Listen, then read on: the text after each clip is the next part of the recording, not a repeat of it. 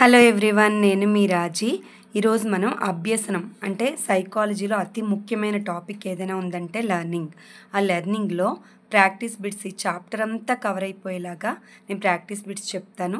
అయితే ఈ మెటీరియల్లో లెసన్ అయితే బాగా తయారు చేశాడు, కానీ ప్రాక్టీస్ బిట్స్లో అక్కడక్కడ మిస్టేక్స్ అనేవి ఉంటున్నాయి. దానివల్ల నేను అందరికీ చెప్పడం వల్ల మళ్ళీ అందరూ తప్పు పెడతారనే ఉద్దేశంతో నేను వేరే బుక్లో చెప్తున్నాను. ఇది నేను కోచింగ్ అప్పుడు తీసుకున్నాను, విజేత కాంపిటీషన్. క్వశ్చన్ ఫార్మేషన్ బాగుంది, మనకి బాగుండడం కావాలి, కానీ వైట్ బ్లాక్ కాదు కదా. ఇది వైట్గా ఉంది, ఇది బ్లాక్గా ఉంది. అయినప్పటికీ క్వశ్చన్ ఫార్మేషన్ ఉంది, బాగుంది. తర్వాత మిస్టేక్స్ లేవన్నమాట. దానివల్ల నేను లెర్నింగ్ అనేది దీంట్లో చెప్తున్నాను. 200 పైగా బిట్స్ ఉన్నాయి. స్కిప్ చేయొద్దు, చాప్టర్ మొత్తం కవర్ అయిపోద్ది. శ్రద్ధగా వినండి, కోడింగ్తో పాటు చెప్తాను. బోధన అభ్యసనల మనోవిజ్ఞాన శాస్త్రం యొక్క లక్ష్యం ఏమిటి? దీంట్లో మనకి ఆప్షన్స్ ఇచ్చాడు.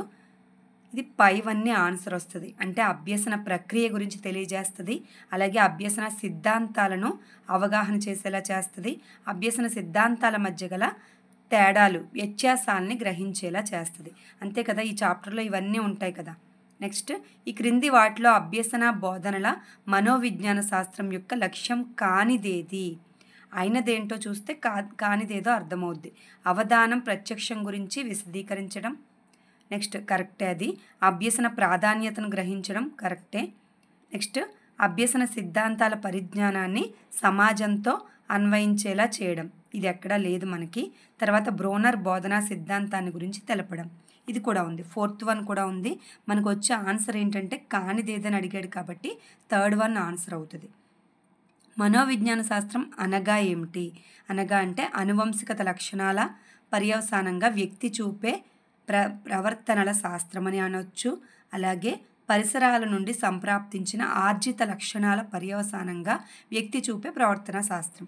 అనువంశికత లక్షణాల వల్ల వస్తుంది, జీన్స్ వల్ల వస్తుంది, అలాగే మనకి పరిసరాల నుంచి కూడా వస్తుంది. కాబట్టి 3rd వన్ మనకి ఆన్సర్ అన్నమాట. 2. మనోవిజ్ఞాన శాస్త్రం పరిధి ఏంటి? పరిధి ఇది సంకుచితమైంది, సూక్ష్మమైంది ఇవేమీ కాదు, విస్తృతమైంది. ఓకే, సైకాలజీ యొక్క పరిధి విస్తృతమైంది. విద్యా మనోవిజ్ఞాన శాస్త్రం అనగా మనోవిజ్ఞాన శాస్త్రంలో ఒక భాగం. బోధనాభ్యసన ప్రక్రియను మనోవిజ్ఞాన శాస్త్ర అంశాలతో అధ్యయనం చేసే ఒక భాగం. సంపూర్ణ పరిధితో అధ్యయనం చేయడం, ఇవన్నీ కూడా ఆన్సర్ అవుతుంది. నెక్స్ట్, విద్యార్జన ప్రక్రియలో అత్యంత ప్రధానమైనది ఏమిటి? లెర్నింగ్. అభ్యసనం విద్యార్జనలో అతి ముఖ్యమైనది. అభ్యసన కృత్యానికి అనుబంధ అంశం ఏంటి? అభ్యసన కృత్యానికి అనుబంధ అంశం ఏంటంటే అవధానం, ప్రత్యక్షం. ఈ రెండు కూడా అభ్యసన కృత్యంలో లెర్నింగ్ ప్రాసెస్లో చాలా ఇంపార్టెంట్. అభ్యసనం అనగా తరగతి 4 గోడలకు పరిమితమైన ప్రక్రియ. రాంగ్ అది. శిక్షణ మాత్రమే. అలాగే జన్మతః ప్రతి వ్యక్తికి సంక్రమిస్తే స్కూల్స్ ఎందుకు? అవునా, మనం ఎక్కడికి నేర్చుకోవడానికి వెళ్ళనవసరం లేదు. కాబట్టి 4th వన్ ఆన్సర్. ఇతర లక్షణాలను ఆర్జించుకునే ప్రక్రియ, అన్ని లక్షణాలను కూడా సంపాదించుకునే ప్రక్రియ మనకి అభ్యసనం. 4th one answer. నెక్స్ట్, ఇక్కడ చూడండి. అభ్యసనం అనేది పుట్టుకతో ప్రారంభమై మరణించే వరకు జరిగే అవిచ్ఛిన్న ప్రక్రియ అన్నమాట. మొత్తం పుట్టుకతో స్టార్ట్ అయ్యి మరణించే వరకు జరుగుతుంది. నెక్స్ట్, అభ్యసనం ఈ క్రింది వాటిలో దేనికి తోడ్పడు ప్రక్రియ అనబడుతుంది? దేనికంటే జీవితాన్ని ఆనందమయం చేసుకోవడానికి విషయాలను ఆర్జించుకునే ప్రక్రియ, మనుగడ సాగించడానికి విషయాలను ఆర్జించుకునే ప్రక్రియ. ఈ రెండు అవుతాయి. మనిషి పుట్టడానికి సహకరించడం, ఇది కాదు, రాంగ్. 3rd వన్ రాంగ్, ఈ రెండు రైట్ అనమాట. AB ఆన్సర్ అవుతుంది. అభ్యసనానికి సహకరిస్తున్నది ఎవరు? అభ్యసనానికి సహకరించేది ఇవన్నీ వస్తాయి: పాఠశాలలు, ఉపాధ్యాయులు, కుటుంబ సభ్యులు, మిత్రులు, పరిసరాల్లో ఎదురయ్యే వ్యక్తులు. అన్నిటి నుంచి కూడా మనం ఏదో ఒక విషయాన్ని నేర్చుకుంటాం కాబట్టి లెర్నింగ్కి ఇవన్నీ సహకరిస్తాయి. వ్యక్తి జీవితంలో మార్పు అనేది ఎన్ని రకాలుగా కలుగుతుందంటే 2 రకాలుగా కలుగుతుంది. వ్యక్తి జీవితంలో మార్పు అనేది ఈ క్రింది విధంగా జరుగుతుంది: పెరుగుదల, అలాగే అనుభవం. మనం గ్రోత్ వల్ల వస్తుంది, అలాగే ఎక్స్పీరియన్స్ వల్ల కూడా జీవితంలో మార్పులు అనేవి వస్తాయి. పెరుగుదల అనేది డాష్ సంబంధ ప్రక్రియ, జీవ సంబంధమైన ప్రక్రియ. అభ్యసన ప్రక్రియలో చివరి సోపానం ఏంటి? గమ్యాన్ని విజయవంతంగా చేరుకోవడం. ఇదే చివరి సోపానం. అంతే కదా, ఎంత నేర్చుకున్నా మన గమ్యాన్ని, మన గోల్ని చేరుకుంటేనే ఆ లెర్నింగ్కి ఒక అర్థం ఉంటుంది, మనం డిఎస్సి కొట్టడం లాగా. నెక్స్ట్, ఈ క్రింది దేని వలన కలిగే మార్పు అభ్యసనం అవుతుంది?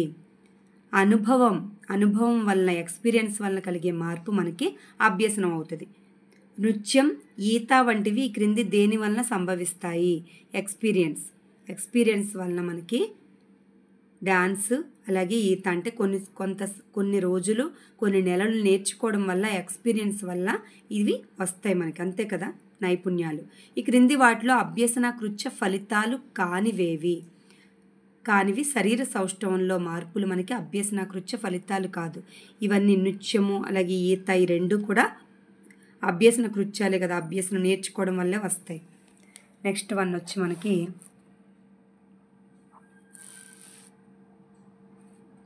అభ్యసనాన్ని అనుభవం వల్ల వ్యక్తి ప్రవర్తనలో సంభవించే మౌలిక మార్పుగా నిర్వచించింది ఎవరు అంటే మనకి గేట్స్ అండ్ జెర్సీల్డ్. అనుభవం వల్ల వ్యక్తి ప్రవర్తనలో కలిగే మార్పే అభ్యసనము అనేసి గేట్, జెర్సీల్డ్ అన్నారు. నెక్స్ట్, అనుభవం ఫలితంగా వ్యక్తి ప్రవర్తనలో సాపేక్షంగా కలిగే స్థిరమైన శాశ్వత మార్పునే అభ్యసనం అని అంటారనేసి బెర్న్హార్ట్ అన్నారు. బెర్న్హార్ట్, వ్యక్తి ప్రవర్తనలో సాపేక్షంగా కలిగే స్థిరమైన శాశ్వతమైన మార్పు అనుభవం ఫలితంగా. ఓకే, బెర్న్హార్ట్. నెక్స్ట్, అనుభూతుల ఫలితంగా గత ప్రవర్తనలో దృఢతరమైన లేదా బలహీనపడిన మార్పులను గడించిన క్రొత్త ప్రదర్శనను అభ్యసనమని నిర్వచించిన వారు ఎవరండి అంటే మనకి హెన్రీ స్మిత్. మనకి ఒక్కొక్క దాంట్లో ఒక్కొక్క కీవర్డ్ గుర్తుపెట్టుకోండి. ఓకే, గత ప్రవర్తనలో దృఢమైన లేదా బలహీనమైన మార్పులను గడించిన కొత్త ప్రవర్తనను, ఓకే, గత వస్తుంది, కొత్త వస్తుంది, రెండు కూడా స్మిత్. నెక్స్ట్, పరిసర అవసరాలను ఎదుర్కోవడానికి వీలుగా వ్యక్తిలో కలిగే ప్రతి ప్రవర్తన మార్పును అభ్యసనం అంటారనేసి మనకి మార్ఫీ అన్నారు. ప్రతి మార్పు ఎలా గుర్తుపెట్టుకుంటారంటే ప్రతి మార్పు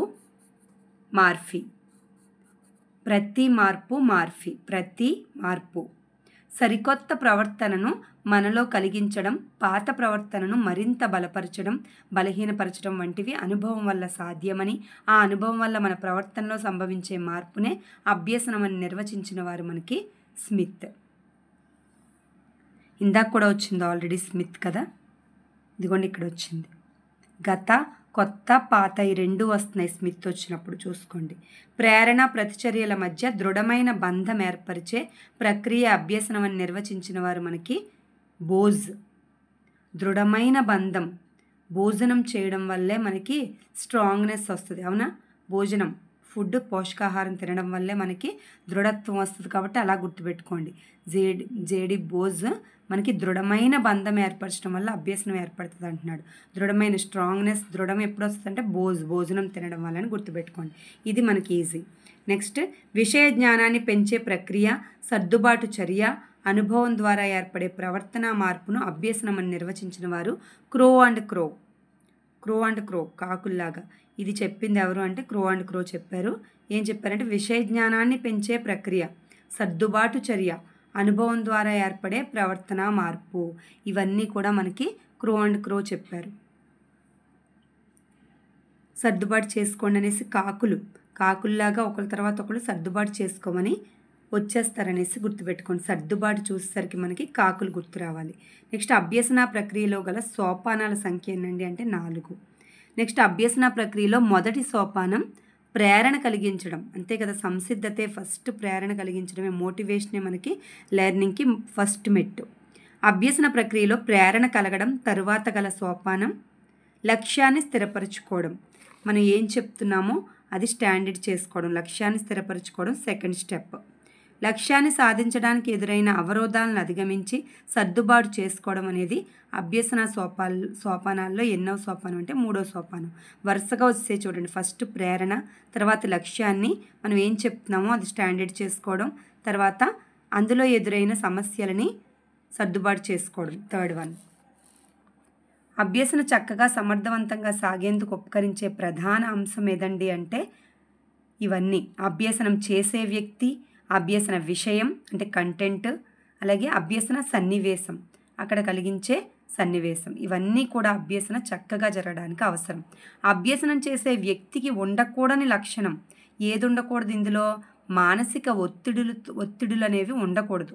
ఓకే, ఈ కాంప్లెక్స్ ఉండకూడదు. మిగతావన్నీ కరెక్టే. శారీరకంగా ఆరోగ్యంగా ఉండాలి, ఆసక్తి ఉండాలి, అభిరుచి ఉండాలి. విషయ అభ్యసనకు ఈ క్రింది ఏది ఉండనవసరం లేదు. గరిష్ట స్థాయి అవసరం లేదు విషయాన్ని అభ్యసించడానికి. ఇవి ఉంటే సరిపోతాయి. సంసిద్ధత, కనీస స్థాయి, శారీరక పెరుగుదల ఉంటే చాలు, మనం వాళ్ళకి నేర్పించవచ్చు. ఈ క్రింది ఏ విధంగా అభ్యసన విషయం ఉండాలి? అభ్యసన విషయం అనేది నూతనంగా ఉండాలి, ఆసక్తిదాయకంగా ఉండాలి, తక్షణం మనకి ఉపకరించేదిగా ఉండాలి. ఇవన్నీ కూడా అభ్యసన విషయంగా ఉండాలి. అభ్యసనం యొక్క లక్షణం ఏమిటి? లక్షణం ఏంటంటే సార్వత్రికమైనది, ప్రతి జీవిలో జరుగుతుంది, జీవిత పర్యంతం జరిగే ప్రక్రియ, పుట్టుక నుంచి మరణం వరకు కూడా మనం ఏదో ఒకటి నేర్చుకుంటాం. ఇవన్నీ కూడా అభ్యసనం యొక్క లక్షణాలు. ఈ క్రింది వాటిలో అభ్యసన లక్షణం కానిదేదంటే అభ్యసనం అనేది ఒక ప్రక్రియ, ప్రాసెస్. ఫలితం అన్నాడు, ఫలితం కాదు, రిజల్ట్ కాదు. అభ్యసనం అనేది రిజల్ట్ కాదు, అది మార్పులు జరుగుతూ ఉంటుంది కాబట్టి రిజల్ట్ అని నిర్ణయించలేము అన్నమాట. అభ్యసనం ప్రయోజనాత్మకమైనది, మనం నేర్చుకున్నది యూజ్ అవుతుంది కదా, ప్రయోజనాత్మకమైనది. అభ్యసన ప్రక్రియ గమ్య నిర్దేశకమైనది, గమ్యం వైపుకు తీసుకెళ్తుంది. ఇవన్నీ ఇంపార్టెంటే. అభ్యసనం అనేది రిజల్ట్ కాదు, ఇదొకటి మనకు ఆన్సర్. అభ్యసన ఫలితం అనేది మంచి లేదా చెడు కావచ్చు, అంతే కదా. నేర్చుకున్న విషయం, ఇప్పుడు చెడు స్నేహితుల దగ్గరికి వెళ్తే చెడు నేర్చుకుంటాం, మంచి స్నేహితుల దగ్గరికి వెళ్తే మంచి నేర్చుకుంటాం. ఏ విషయమైనా అంతే. ఫలితం అనేది మనం నేర్చుకున్న దాన్ని బట్టి మంచి అవ్వచ్చు, చెడు అవ్వచ్చు. అదే అభ్యసనం అనేది జరుగుద్ది అక్కడ. అభ్యసనం ప్రభావితం చేయు అంశం ప్రవర్తనలోని అన్ని విషయాలను కూడా ప్రభావితం చేస్తుంది. First one answer. నెక్స్ట్, అభ్యసనానికి సంబంధించి ఈ క్రింది విషయం సరైనది కాదు. అభ్యసనం అనేది బదలాయించబడని ప్రక్రియ అన్నాడు. బదలాయించబడుతుంది, అనుభవం వల్ల, సాధనం వల్ల సిద్ధిస్తుంది. అభ్యసనానికి సంచిత స్వభావం అంటే లోపల కొంచెం కొంచెంగా కూడబెట్టుకుని నేర్చుకుంటుంది, సంచిత స్వభావం ఉంటుంది. ఆ అభ్యసనం మానసిక పరిణితిపై ఆధారపడి ఉంటుంది, అంతే కదా. మెచ్యూరిటీ కూడా ఉండాలి లోపల. ఇవన్నీ వచ్చిన తర్వాతే మనకి మెంటల్గా డిజార్డర్ ఉన్నవారు నేర్చుకోలేరు కదా. మానసిక పరిణితి అనేది ఉండాలి. బదలాయించబడదు అంటున్నాడు, ఇది ఆన్సరు. బదలాయించబడుతుంది. నెక్స్ట్, చలన అభ్యసనానికి ఉపయోగపడినవి ఏవి? శరీర అవయవాలు. చలన అభ్యసనానికి ఉపయోగపడేవి ఈత, నృత్యం, ఇలాంటివన్నీ శరీర అవయవాలు ఉపయోగపడతాయి. ఈత, సైకిల్ తొక్కడం, టైపింగ్, గుండీలు పెట్టుకోవడం మొదలగునవి ఈ క్రింది అభ్యసనానికి ఉదాహరణలు. ఇవే చలన అభ్యసనం. ఓకే, నెక్స్ట్ వన్ మనకి ఫాస్ట్గా వెళ్ళిపోదాం కొంచెం.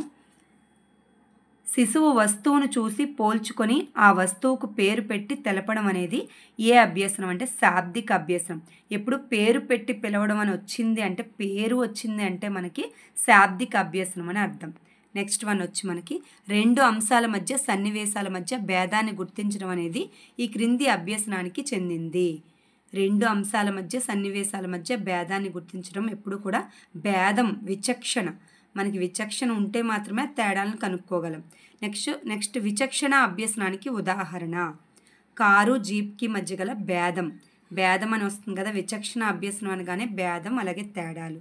శిశువు పెన్సిల్ రాసేందుకని తనంతట తానే తెలుసుకోవడం ఈ క్రింది అభ్యసనానికి ఉదాహరణ. ప్రత్యక్ష అభ్యసనం, తనకు తానుగానే తెలుసుకున్నాడు, అసలు లెర్నింగ్ అనేది జరగకుండానే పెన్సిల్ రాయడానికని తెలుసుకున్నాడు, అది ప్రత్యక్షంగా వచ్చింది కాబట్టి ప్రత్యక్ష అభ్యసనం. సామాన్య గుణాలున్న వస్తువులు, అంశాల పట్ల సాధారణ భావాలు ఏర్పరచుకొని భావనల ఆధారంగా అభ్యసనం జరిపితే అది ఏ అభ్యసనం అంటే భావన ఆధారంగా కాబట్టి భావనాత్మక అభ్యసనం. భావనాత్మక అభ్యసనానికి ఉదాహరణ ఏదంటే ఇక్కడ చూడండి, చిన్న చిన్న పదాలతో వాక్యాన్ని తయారు చేయడం ఇవేమీ కాదు. కాకి, చిలుక, పావురం మొదలగునవి, ఇవన్నీ ఎగిరేవన్నీ కూడా పక్షులు. అంటే అవి ఇక్కడ చూడండి, అంటే ఏకంగా భావన అనేది ఏర్పరచుకున్నాడు అనమాట చివరికి. అంటే మనం ఆల్రెడీ అంటే ఆగమనాత్మక అభ్యసనం అనమాట. భావన ఏర్పరచుకుంటాడు చివరికి ఉదాహరణ ద్వారా. ఓకే, నెక్స్ట్ సమస్య పరిష్కార అభ్యసనం ఈ క్రింది అంశం యొక్క ఫలితము. సమస్య పరిష్కార అభ్యసనం అనేది పరిశీలన, అలాగే వివేచనల పరిశీలన ఫలితము, ఆలోచన ఈ మూడిటి వల్ల కూడా ఏర్పడుతుంది. అభ్యసనాన్ని ప్రభావితం చేసే కారకం ఏది అంటే అన్నీ వచ్చేస్తాయి. అభ్యాసకునికి సంబంధించిన కారకాలు, అభ్యసనానికి కంటెంట్కి సంబంధించిన కారకాలు, పాఠశాల, కుటుంబం అలాగే సామాజిక కారకాలు ఇవన్నీ కూడా అభ్యసనాన్ని ప్రభావితం చేస్తాయి. ఎఫెక్ట్ అనేది లెర్నింగ్ మీద వీటన్నిటి ఎఫెక్ట్ ఉంటుంది. అభ్యాసకునికి సంబంధించిన కారకాలు ఎన్ని అంటే 2 శారీరక కారకాలు, మానసిక కారకాలు అనమాట.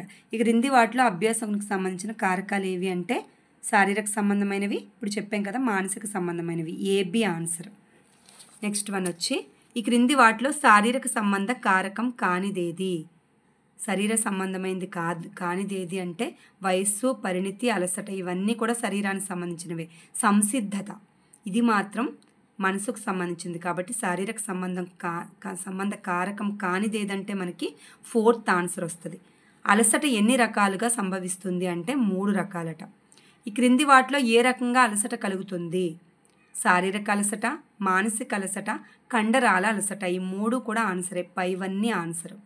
విద్యార్థుల్లో శారీరక అలసట, మానసిక గ్లాని కలిగించే పరిస్థితి కానిదేదంటే ఇక్కడ చూడండి, విరామం లేకుండా పాఠాలు నేర్చుకోవడం, లోపభూయిష్టమైన బోధనా పద్ధతులు ఇవన్నీ కూడా కాదు, రాంగ్ ఆన్సర్ ఇవి. ఇవేంటంటే ఆహ్లాదకరమైన వాతావరణం. ఈ ఆహ్లాదం కలిగించే వాతావరణం ఉంటే వాడికి మానసిక గ్లాని కలగదు, శారీరక అలసట కలగదు. కానిదేది అంటున్నాడు కాబట్టి ఆన్సర్ వచ్చి మనకి 4th వన్. విద్యార్థుల్లో ఏర్పడే అలసటను పోగొట్టుకునేందుకు ఉపయోగపడేది ఏది? అభ్యసన మధ్యలో విశ్రాంతి ఇవ్వడం, అలాగే దృశ్య శ్రవణ బోధనా పరికరాలు ఉపయోగించడం, ఆటలు అంటే టీఎల్ఎం చూపించడం, ఆటలు పాటలు క్విజ్లు నాటికలు కొత్తగా ఇవన్నీ కూడా ప్రవేశపెట్టడం వల్ల అలసటని పోగొట్టవచ్చు. ఆన్సర్ వచ్చి పైవన్నీ. అభ్యసనం సరిగ్గా జరగడానికి తోడ్పడేది ఏది?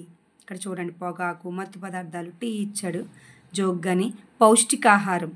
సరైన ఫుడ్ తీసుకుంటే సమతుల ఆహారం మనకి అభ్యసనం సరిగ్గా జరగడానికి ఉపయోగపడుతుంది. అందుకే పిల్లలకి బాగా పెట్టాలి. కొందరు త్వరితగతిన, కొందరు నిదానంగా విద్యను అభ్యసించడం అనేది ఇది ప్రజ్ఞలో వైవిధ్యం. వాళ్ళకి సాధారణంగానే కొన్ని తెలివితేటలు ఉంటాయి. ఆ ప్రజ్ఞలో వైవిధ్యం వల్ల ఉపాధ్యాయుడు అందరికీ జనరల్గా చెప్పినప్పటికీ కూడా ప్రజ్ఞలో వైవిధ్యం వల్ల వాళ్ళు గ్రహిస్తారనమాట. త్వరితగతిన అభ్యసన జరిగేలా చేయునది సంసిద్ధత. ప్రేరణ అనేది ఫాస్ట్గా లెర్నింగ్ అనేది ఫాస్ట్ అవ్వడానికి తోడ్పడుతుంది. ఈ క్రింది వారిలో అభ్యసనం త్వరితగతిన జరుగుతుంది. మంచి జ్ఞాపక శక్తి ఉన్న వారిలో అభ్యసనం అనేది లెర్నింగ్ అనేది ఫాస్ట్గా జరుగుతుంది. ఓకే, అభ్యసనం సులభతరం అవ్వడానికి అభ్యసన అంశానికి ఉండవలసిన లక్షణం ఏది? నవ్యత ఉండాలి, అర్థం అవ్వాలి, వెంటనే వాళ్ళకి యూజ్ అవ్వాలి, వాళ్ళు నిత్య జీవితంలో ఉపయోగించుకోవాలి. అప్పుడే అది అభ్యసనం అనేది ఈజీ అవుతుంది. నెక్స్ట్ కొత్తదనం ఉండాలి నవ్యత అంటే. నెక్స్ట్ ఈ క్రింది వాటిలో అభ్యసనానికి తోడ్పడే అభ్యసనానికి సంబంధించిన కారకం ఏది అంటే పైవన్నీ. అభ్యసనం మరీ పెద్దదిగా ఉండకూడదు, అభ్యసించే అంశాల మధ్య సారూప్యం ఉండాలి. అంటే ఈ ఎన్ని విషయాలు నేర్చుకున్నా ఆ అంశాల మధ్య పోలిక ఉండాలి. అలాగే అభ్యసన అంశాలు కుతూహలం కలిగించేలాగా ఆహ్లాదకరంగా ఉండాలి. ఇవన్నీ కూడా అభ్యసనకి తోడ్పడతాయి. నెక్స్ట్ వన్ వచ్చి ఈ క్రింది వాటిలో అభ్యసనకు తోడ్పడే పాఠశాల కారకం కానిదేది? పాఠశాల కారకం కానిది దృశ్య శ్రవణ ఉపకరణాలు ఉపయోగించాలి. పాఠశాలలో మార్గదర్శకం ఉండాలి, మెరుగైన బోధనా పద్ధతులు ఉండాలి, మెథడ్స్, విద్యార్థి ఉపాధ్యాయుల నిష్పత్తి, ఆహ్లాదకరమైన పాఠశాల వాతావరణం ఇవన్నీ ఉండాలి. కానీ ఉండకూడనిది ఏది అంటే ఉపయోగించకపోవడం అనేది ఉండకూడదు, ఉపయోగించాలి. ఇది ఆన్సర్, 4th ఆన్సర్. ఈ క్రింది కుటుంబ కారకం అభ్యసనకు తోడ్పడదు. మితిమీరిన తల్లిదండ్రుల ఆశలు. వాళ్ళు ఏవో ఆశలు పెట్టేసుకుని నువ్వే ఫస్ట్ వచ్చేయాలి, నీకే అంత ర్యాంక్ వచ్చేయాలి అంటే వాళ్ళ ఆశలు అనేవి అభ్యసనకి తోడ్పడదు. మిగతావన్నీ కూడా అభ్యసనకి తోడ్పడతాయి. కుటుంబ సభ్యుల మధ్య సదా అవగాహన అనేది ఉండాలి. ఈ క్రింది సామాజిక కారకాలు అభ్యసనాన్ని పెంపొందిస్తాయి. సామాజిక కారకాలు అంటే పట్టణాలు, గ్రంథాలయాలు అంటే లైబ్రరీస్, అలాగే మీడియా సౌకర్యాలు మొత్తం ఆన్లైన్, యూట్యూబ్ ఏంటి ఇవన్నీ కూడా, గూగుల్ ఇవన్నీ కూడా సామాజిక కారకాలు లెర్నింగ్కి తోడ్పడతాయి. అభ్యసన సిద్ధాంతాలను ఈ క్రింది విధాలుగా విభజించవచ్చును. 2 విధాలుగా విభజించవచ్చు. నెక్స్ట్ ఈ క్రింది వాటిలో సంసర్గవాద సిద్ధాంతం ఏది? సంసర్గవాద సిద్ధాంతం ఏది అంటే మనకి ఇవన్నీ యత్నదోష సిద్ధాంతం, శాస్త్రీయ నిబంధన సిద్ధాంతం, యాంత్రిక నిబంధన సిద్ధాంతం. ఈ మూడు కూడా సంసర్గవాద సిద్ధాంతాలు. యత్నదోష సిద్ధాంతాన్ని ప్రతిపాదించింది మనకి థార్న్డైక్. థార్న్డైకే యత్నదోష సిద్ధాంతాన్ని ప్రతిపాదించారు. నెక్స్ట్, ఈ క్రింది వారిలో ఎవరి సహకారంతో శాస్త్రీయ నిబంధన సిద్ధాంతం వెలుగు చూసింది? పావ్లోవ్. ఐవాన్ పావ్లోవ్ యొక్క సహకారం, ఆయనే మనకి శాస్త్రీయ నిబంధన సిద్ధాంతాన్ని ప్రతిపాదించారు. నెక్స్ట్, నిబంధిత అభ్యసనను నిరూపించింది ఎవరు? వాట్సన్. జేబీ వాట్సన్ మనకి నిబంధిత అభ్యసనాన్ని నిరూపించారు. దీన్ని పావ్లోవ్ చేసిన దీన్ని నిరూపించారు ఈయన. యాంత్రిక నిబంధన సిద్ధాంతాన్ని ప్రతిపాదించింది మనకి స్కిన్నర్. యంత్రం అనగానే స్కిన్నర్ వస్తుంది మనకి. ఓకే, స్కేటింగ్ అనుకోండి, యంత్రం అనగానే స్కేటింగ్ అనుకోండి, స్కిన్నర్ గుర్తొస్తుంది. యాంత్రిక నిబంధన సిద్ధాంతం వచ్చి స్కిన్నర్. సంజ్ఞానాత్మక క్షేత్ర సిద్ధాంతం కానిదేది? సంజ్ఞానాత్మక క్షేత్ర సిద్ధాంతం ఏది అంటే యత్నదోష సిద్ధాంతం, సంజ్ఞానాత్మక సిద్ధాంతం కాదు. ఇక్కడ రెండు రకాల సిద్ధాంతాలు అనుకున్నాం కదా మనం. అంటే ఇక్కడ చూడండి ఒకసారి,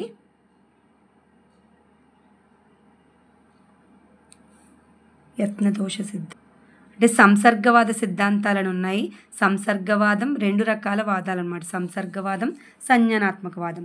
సంజ్ఞానాత్మక క్షేత్ర సిద్ధాంతాలు ఏవి అంటే అంతర్దృష్టి సిద్ధాంతం, క్షేత్ర సిద్ధాంతం, సంకేత సిద్ధాంతం. ఈ మూడు కూడా జ్ఞానం ఆధారంగా, సంజ్ఞానాత్మక ఆధారంగా ఈ మూడు ఏర్పడ్డాయి.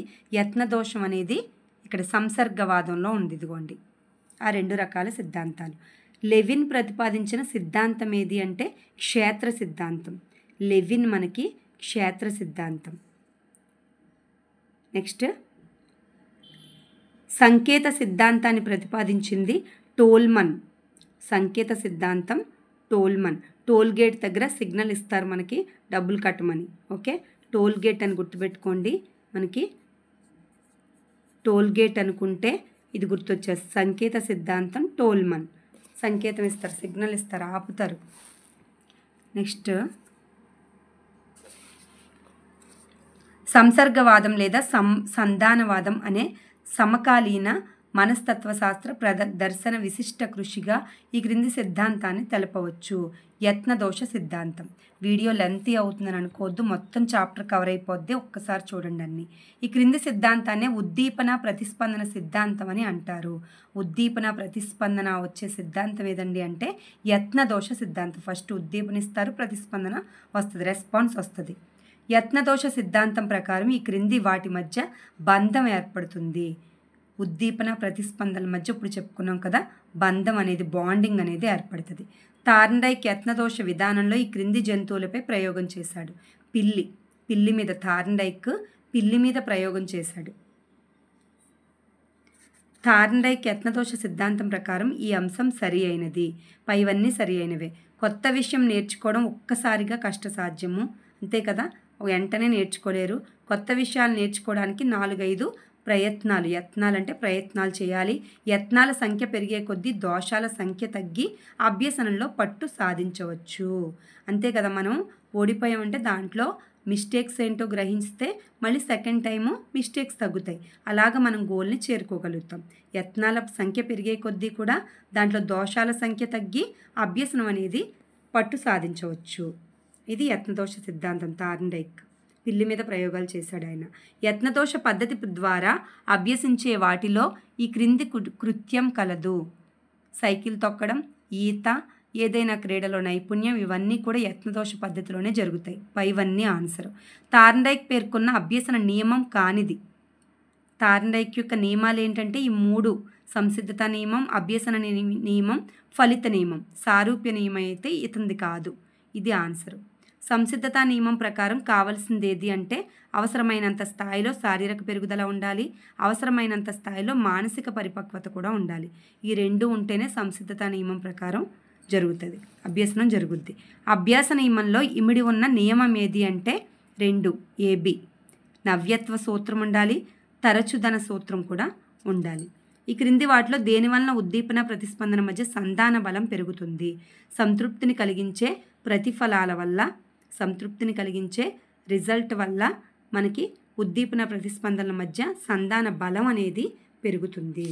నెక్స్ట్ వన్, అభ్యసన సామర్థ్యం కాల వ్యవధి మధ్య గల సంబంధం ఏంటి అంటే విలోమ సంబంధం.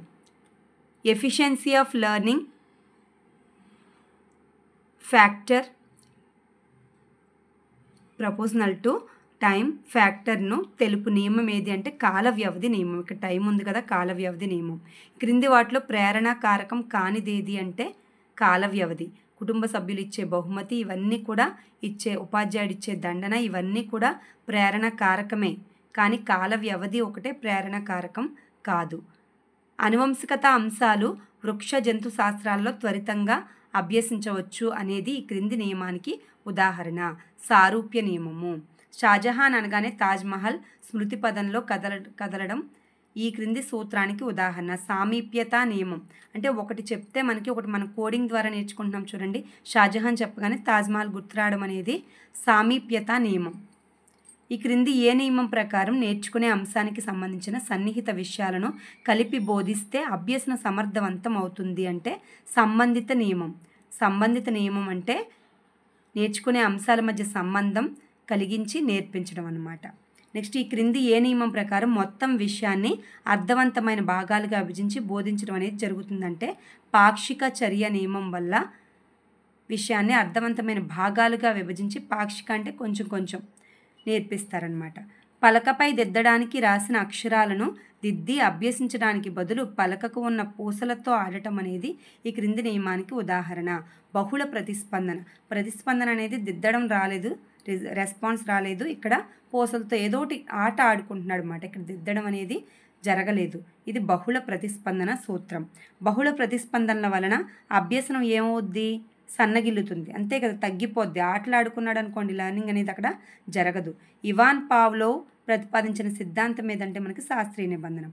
ఇవాన్ పావ్లోవ్ ఏ దేశస్థుడు అంటే రష్యా దేశస్థుడు. మనకి ఇవాన్ పావ్లోవ్ ఈ క్రింది ఏ జంతువులపై ప్రయోగం చేశాడు అంటే కుక్క, డాగ్ మీద మనకి పరిశోధన చేశాడు. Pavlov dog. నెక్స్ట్ వచ్చి ఆహారాన్ని చూసినప్పుడు కుక్క నోటి నుంచి లాలాజలం స్రవించడం అనేది సహజ ఉద్దీపన.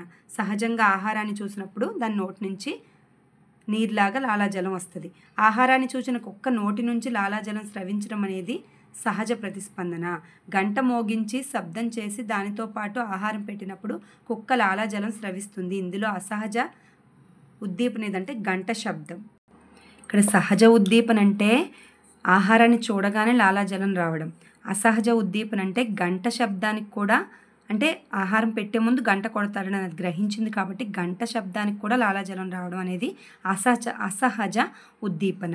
గంట మోగించి శబ్దం చేసి దాంతోపాటు ఆహారం పెట్టడం అనే ప్రక్రియ 3-4 సార్లు జరిపి ఆ తర్వాత కేవలం గంట మోగించి శబ్దం చేసినప్పుడు కుక్క లాలాజలం అనేది స్రవిస్తుంది. ఇందులో గంట శబ్దం అనేది నిబంధిత ఉద్దీపన, నిబంధించబడిన ఉద్దీపన అన్నమాట. నిబంధన అనగా అసహజ లేదా నిబంధిత ఉద్దీపనకు సహజ ఉద్దీపనను తెప్పించడము. అసహజ ఉద్దీపనకు సహజ ప్రతిస్పందనను తెప్పించడమే నిబంధనం. ఇంపార్టెంట్. నిబంధన అభ్యసన విధానం ప్రతిపాదించింది మనకి వాట్సన్. నిబంధిత అభ్యసనం ఎన్ని విధాలంటే 2 రకాలు.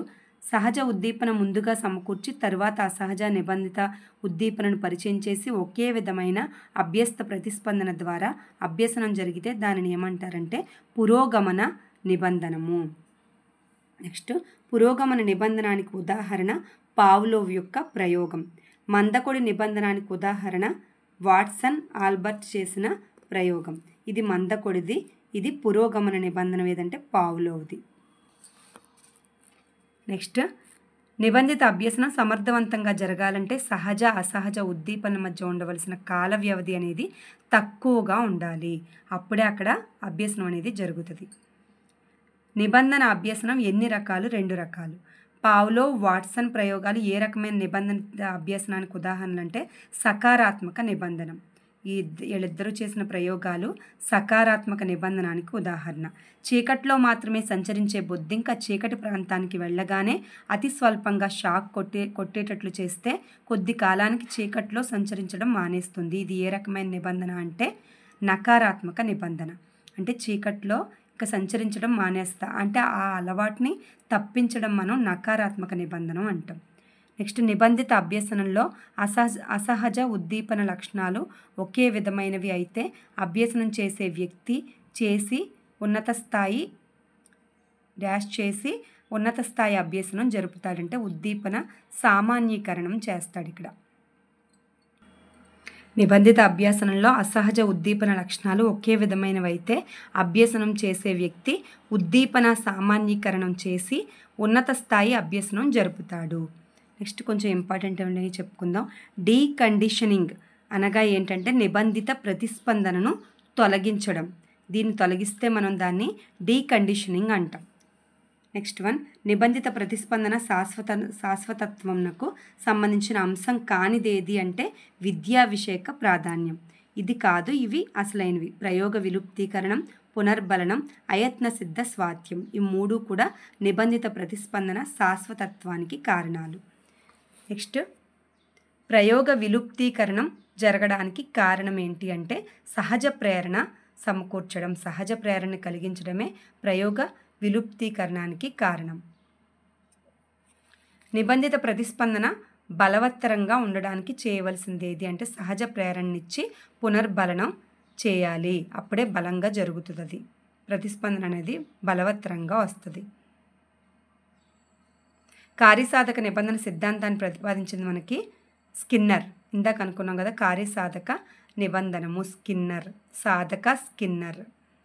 కార్యసాధక నిబంధన సిద్ధాంతానికి గల వేరొక పేరు ఏదంటే యాంత్రిక నిబంధన సిద్ధాంతము. స్కిన్నర్ యంత్రం, స్కేటింగ్ యంత్రం, కార్యసాధక మూడు. స్కిన్నర్ కార్యసాధక నిబంధన సిద్ధాంతం ఈ క్రింది నిబంధనగా ప్రసిద్ధికెక్కింది అంటే ఆర్ టైప్ కార్య ఆర్. ఓకే, ఆర్ టైప్ నిబంధన అనేసి ప్రసిద్ధికెక్కింది. స్కిన్నర్ భావన ప్రకారం జీవి వ్యక్తం చేసే ప్రతిస్పందనలు ఎన్ని రకాలంటే 2 రకాలు. క్రింది వాటిలో ఏవి ఉద్దీపనకు ప్రతిగా జరిగే ప్రతిస్పందనలు అంటే రాబట్టిన బహిర్గత ప్రతిస్పందనలు. పావ్లో ప్రయోగంలో గల ప్రతిస్పందనలు రాబట్టిన బహిర్గత ప్రతిస్పందనలు. నెక్స్ట్, స్కిన్నర్ నిర్వహించిన ప్రయోగంలో ఉపయోగించబడిన పేటిక ఏది అంటే స్కిన్నర్ బాక్స్. కొంచెం ఇంపార్టెంట్ కానీ వదిలేస్తున్నాను, పెద్దదైపోతుంది వీడియో. పేటికలో అమర్చిన ఆహారపు ఆకృతి ఏది అంటే గుళికలను ఏర్పాటు చేశాడు స్కిన్నరు. స్కిన్నర్ పేటికలో ఆహారం ఉండే స్థానం ఏది అంటే మేట వెనకాల భాగంలో, మేట నొక్కుద్ది కదా, మేట వెనకాల భాగంలో ఆహారం పెట్టాడు. స్కిన్నర్ ప్రయోగంలో పేటికలో ఉంచబడిన జంతువు ఏది అంటే ఎలుకని పెట్టి ప్రయోగం చేశాడు స్కిన్నర్.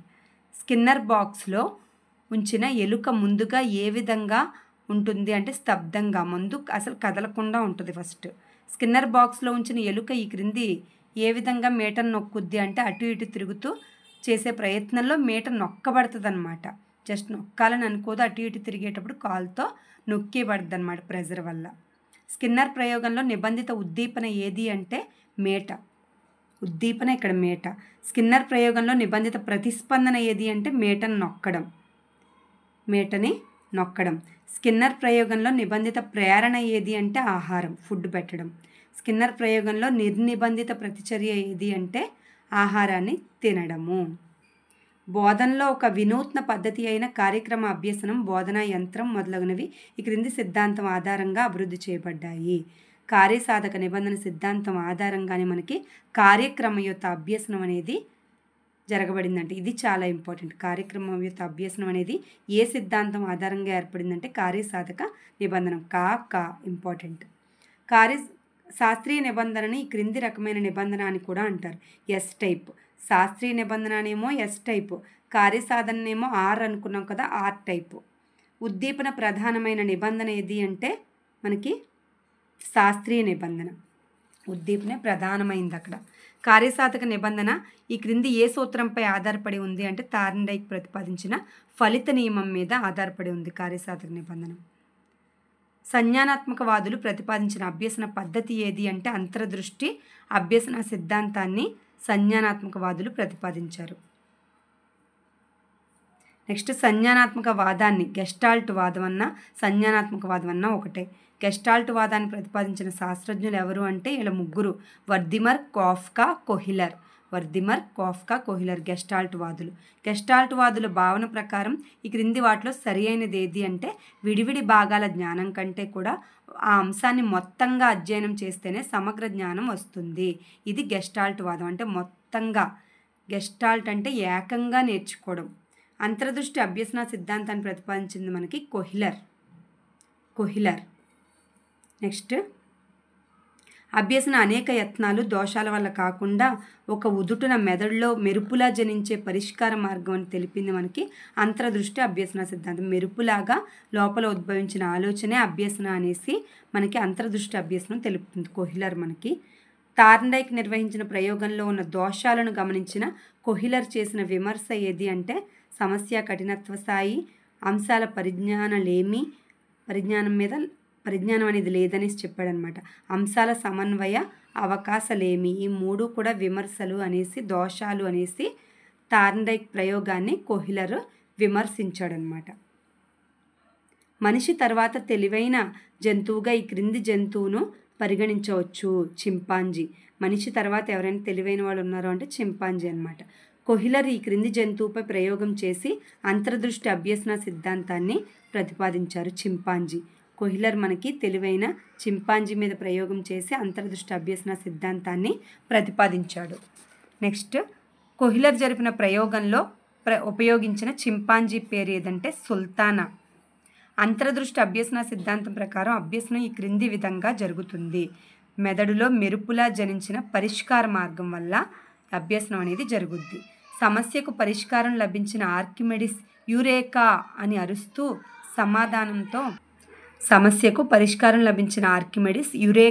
అరుస్తూ సమాధానంతో సిద్ధం కావడం అనేది ఏ అభ్యసన అంటే మెరుపులాగా ఆలోచన వచ్చేసరికి యురేకా అని అరిచారట ఎవరు? ఆర్కిమెడిస్. ఓకే, అది అంతర్దృష్టి అభ్యసన సిద్ధాంతానికి ఎగ్జాంపుల్ అనమాట. ప్రముఖ గణిత శాస్త్రవేత్త శ్రీనివాస్ రామానుజన్ అంతర్దృష్టి అభ్యసనం వల్ల తెలిపిన గణిత శాస్త్ర ప్రాధాన్యం గల అంకె ఏది అంటే మనకి 1729. ఇదే కదా, ఈ నెంబర్ మనకి చాలా ఇంపార్టెంట్. శ్రీనివాస్ రామానుజన్ తెలిపిన సంఖ్య ఇది. ఈ క్రింది వాటిలో యత్నదోష అభ్యసనానికి సంబంధించిన అంశం కానిదేది అంటే ఇది సంక్లిష్టమైన అభ్యసన విధానము. క్లిష్టమైందనేసి చెప్తున్నాడు కాదు.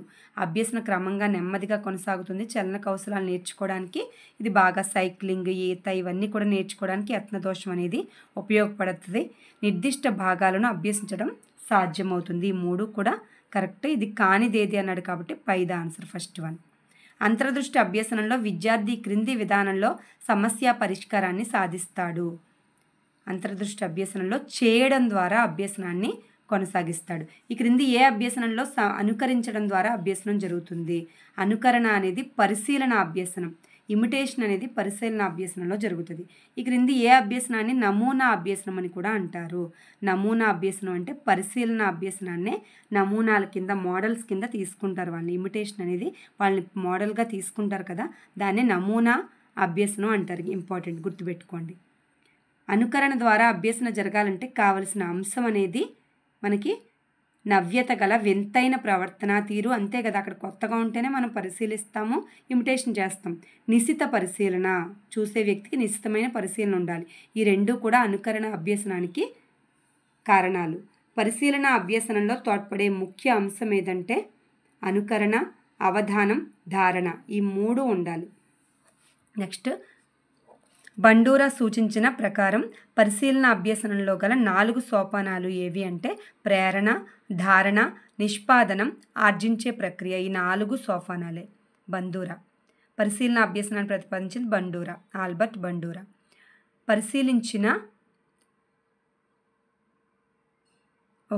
పరిశీలించిన ప్రవర్తనను స్మృతి పద్ధతిలో ఉంచుకొని జ్ఞప్తికి తెచ్చుకోవడాన్ని ఏమంటారు అంటే ధారణ అంటాం.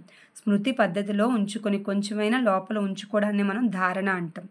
జెరోమ్ బ్రోనర్ ఏ విధమైన సూత్రం ఆధారంగా బ్రోనర్ సిద్ధాంతాన్ని ప్రతిపాదించారు?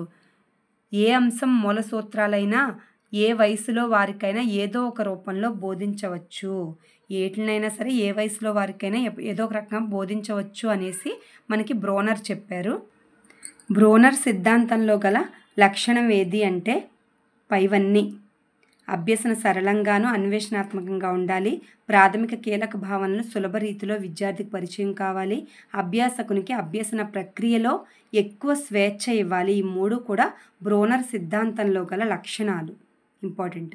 బ్రోనర్ బోధనా సిద్ధాంతం ప్రకారం అభ్యసనంలో ఉపాధ్యాయుడి పాత్ర అనేది ఉపాధ్యాయుడు పూర్తిగా అజమాయిషీ చేస్తూ ఉండాలట. చూసుకోండి, అజమాయిషీ చేస్తూ ఉండాలి అనేది బ్రోనర్ సిద్ధాంతం. ఇది కరెక్ట్ కాదు అసలు, కానీ అదే ఇలా ఉండడం కరెక్ట్ కాదు, కానీ బ్రోనర్ సిద్ధాంతంలో ఇదే ఉంది.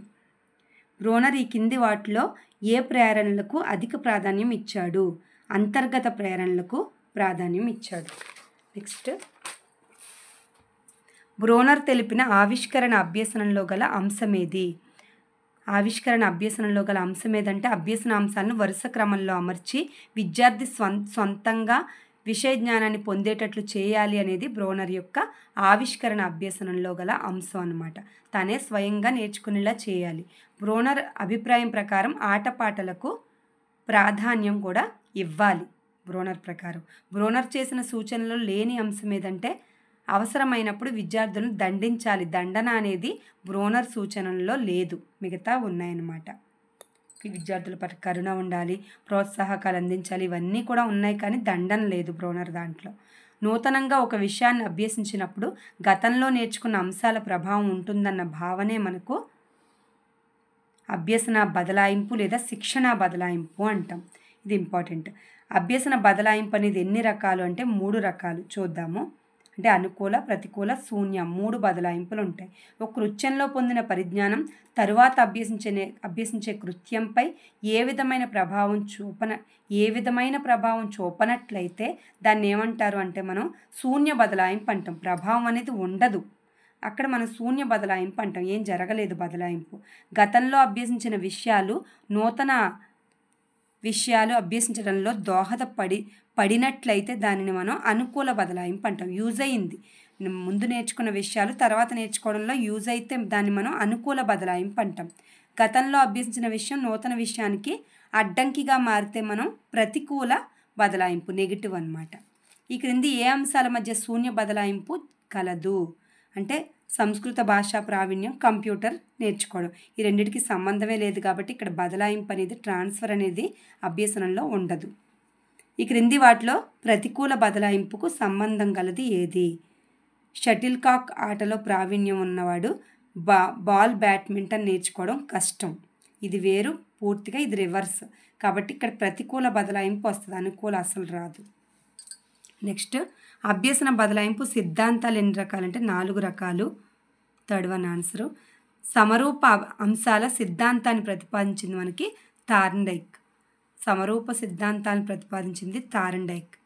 సమరూప అంశాల సిద్ధాంతం ప్రకారం అభ్యసన బదలాయింపు సాధ్యం అవ్వడానికి 2 విషయాల మధ్య ఉండవలసింది సామ్యత లేదా సారూప్యత, అంటే పోలికలు ఉంటేనే సమరూప అంశాల సిద్ధాంతం అనేది సాధ్యమవుద్దని మనకు థార్న్డైక్ చెప్పారు. సాధారణీకరణ సిద్ధాంతాన్ని ప్రతిపాదించింది చార్లెస్ జెడ్. ఇది చాలా ఇంపార్టెంట్. ఉదాహరణల ద్వారా చివరిన మనకు ఒక సాధారణీకరణం లేదా భావన ఏర్పాటు చేసుకుంటాం కదా. ఏబిసిడిలో చివరిన ఏది ఉంటుంది? జెడ్ ఉంటుంది. కోడ్ ద్వారా గుర్తుపెట్టుకోండి. సాధారణీకరణ సిద్ధాంతం చార్లెస్ జెడ్, ఇంకా ఎప్పటికీ మర్చిపోరు ఇలా గుర్తుపెట్టుకుంటే.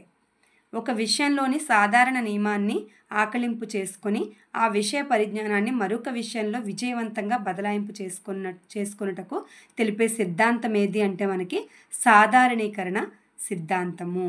గెస్టాల్ట్ సిద్ధాంతవేత్తలు ప్రతిపాదించిన సిద్ధాంతం సమగ్ర ఆకృతి సిద్ధాంతము. గెస్టాల్ట్ వాదులు ప్రతిపాదించిందే ఏకంగా నేర్చుకోవాలన్నారు కదా, సమగ్ర ఆకృతి సిద్ధాంతం. ఆదర్శాల సిద్ధాంతాన్ని ప్రతిపాదించింది మనకి బాగ్లే. ఆదర్శంగా వాడు బాగుంటేనే మనం ఆదర్శంగా తీసుకుంటాం.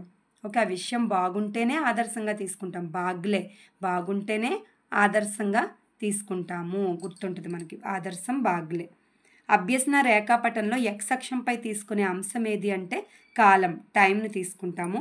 అభ్యసన రేఖాపటంలో వై అక్షంపై తీసుకునేది అభ్యసన విభాగం. వై అక్షం మీదేమో అభ్యసన విభాగాన్ని తీసుకుంటాం, ఎక్స్ అక్షం మీద టైంని తీసుకుంటాం. ఇదిగోండి, అడ్డంగా ఉండేది ఎక్స్, నిలువుగా ఉండేది వై. ఇక్కడ పై అభ్యసన వక్రం తెలిపే భావన ఏది అంటే అనంతమైన విద్య కోసం అనునిత్యం కొనసాగుతున్న అభ్యసన. నిత్యం కొనసాగే అభ్యసన ఇలా క్రాస్గా ఇలా వెళ్ళిపోతూ ఉంటుంది.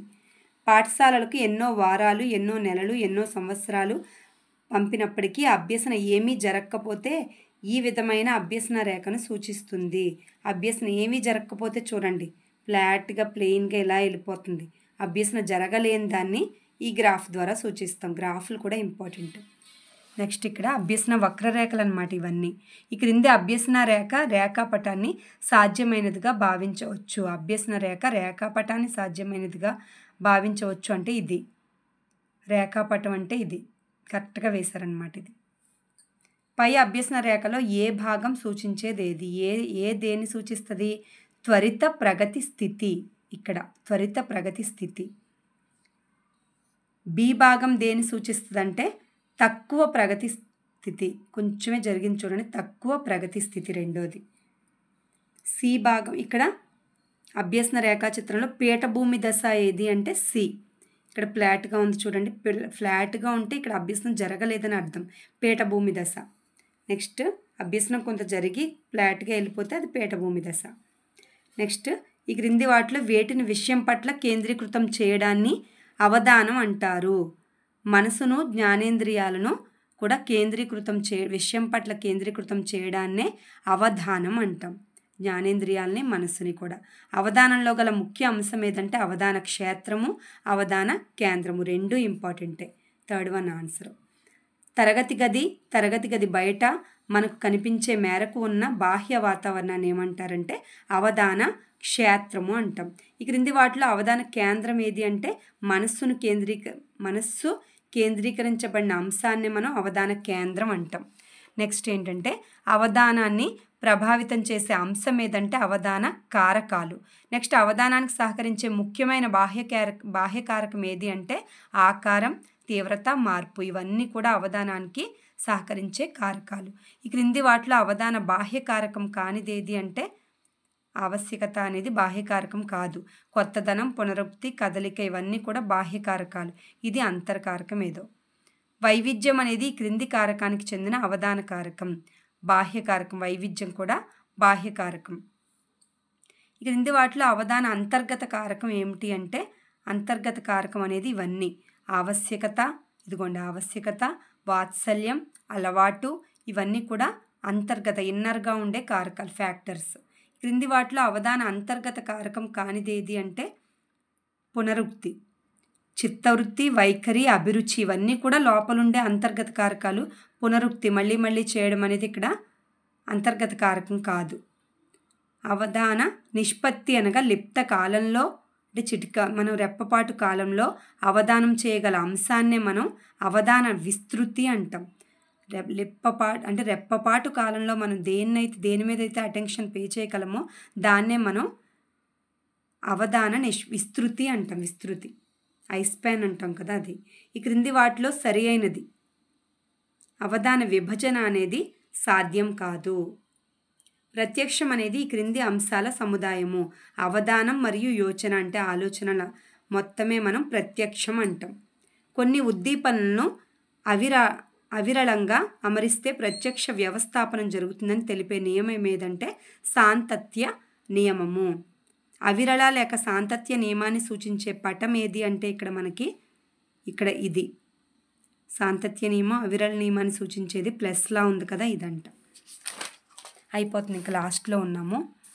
నెక్స్ట్ వన్, ఒకదానికొకటి దగ్గరగా ఉన్న అంశాలను ఒక సమూహంగా ఏర్పరచడాన్నే ఈ క్రింది నియమం అంటాం. అంటే సామీప్య నియమం. అంటే పోలికల ఆధారంగా దగ్గర పోలికలు ఉన్నదాన్ని ఒక చోట చేర్చడాన్ని సామీప్య నియమం అంటాం.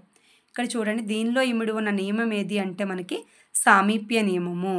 రెండు కలిపి చూస్తాం. ఇక్కడ ఒకే విధంగా ఉండే అంశాలు ఒక సమూహంగా చూసేందుకు ఎక్కువ ఆస్కారం ఉంటుందని తెలిపే నియమమే మనకి సామ్య నియమము. ఇక్కడ చూడండి, దీనిలో 3 త్రిభుజాలు, 3 చతురస్రాలు, 3 వృత్తాలను వేరువేరుగా చూడడం జరుగుద్ది. కలిపేసే ఇచ్చాడు కానీ వేరువేరుగా చూడడం జరుగుద్ది. దీన్నే మనం సామ్య నియమం అంటాం. సామ్యం అంటే పోలికలు ఒకేలా ఉన్న వాటిని ఒకే గ్రూపుగా చూస్తాం. దాన్ని మనం సామ్య నియమం అంటాం. సామీప్య అంటే ఒకదానికొకటి దగ్గరగా ఉన్న అంశాలను ఒక సమూహంగా, దీనికి దగ్గరగా ఉంది, కొంచెం గ్యాప్ ఎక్కువ వచ్చింది కాబట్టి దీన్ని సెపరేట్గా చూస్తున్నాం. రెండు చూస్తున్నాం. దీన్ని సామీప్య నియమం, దగ్గరగా దూరంగా దాన్ని బట్టి. ఇదేంటంటే రూపం ఆధారంగా, పోలిక ఆధారంగా సామ్య నియమం గ్రూపులుగా చూస్తున్నాం. ఓకే, అక్కడక్కడ ఉన్నప్పటికీ గ్రూప్గా చూస్తున్నాం, దాన్ని సామ్య నియమం అంటాం. నెక్స్ట్ అసంపూర్ణ ఆకృతులను అర్థవంతమైన పూర్తి వస్తువులుగా పరికించి చూడడాన్నే మనం పూరణ నియమం అంటాం. అసంపూర్ణ ఆకృతులు కూడా పూర్తి చేసి వస్తువులుగా చూడడాన్ని పూరణ నియమం అంటాం. ఇక్కడ చూడండి, వంటి అసంపూర్ణ ఆకృతుల్లో ఇమిడి ఉన్న నియమం ఏదంటే పూరణ నియమం. దీన్ని కలిపేసి చూస్తాం మనం. ఓకే, రెక్టాంగిల్ అని ఇలా కలిపేసి చూస్తాం, ఇది పూరణ నియమం. ప్రత్యక్షం ఈ క్రింది కారకంపై ఆధారపడి ఉంటుంది అంటే పైవన్నీ: మానసిక విన్యాసము, సాన్నిహిత్యము, గత అనుభవము, వైఖరి, సందర్భం. ఆకృతి క్షేత్ర సిద్ధాంతాన్ని మొదటిసారిగా వివరించిన శాస్త్రవేత్త మనకి రూబిన్. మనకి కోడింగ్ ఏంటంటే ఆరెంజ్ సినిమాలో ఆకృతి తీసుకోండి, రూబా రూబా అన్న సాంగ్ ఉంటుంది చూడండి. సో ఆకృతి ఆరెంజ్, రూబా సాంగ్ కింద ఆకృతి క్షేత్ర సిద్ధాంతం రూబిన్. ఇక్కడితో మనకి ఇది కంప్లీట్ అయింది. మన దగ్గర 1 అవర్ వచ్చింది, కానీ అభ్యసనం అంతా కూడా చాలా మటుకు కవర్ అయిపోయింది. చాలా ఇంపార్టెంట్గా క్వశ్చన్ ఫార్మేషన్ బాగుంది కాబట్టి నేను దీంట్లో చెప్పాను. స్కిప్ చేయొద్దు, మిస్ అవ్వద్దు. చూడండి, ఒక అరగంట చూసి తర్వాత ఇంకో అరగంట అయినా సరే మొత్తాన్ని కంప్లీట్ చేయండి వీడియో. ఓకేనా? Keep watching. Thank you so much.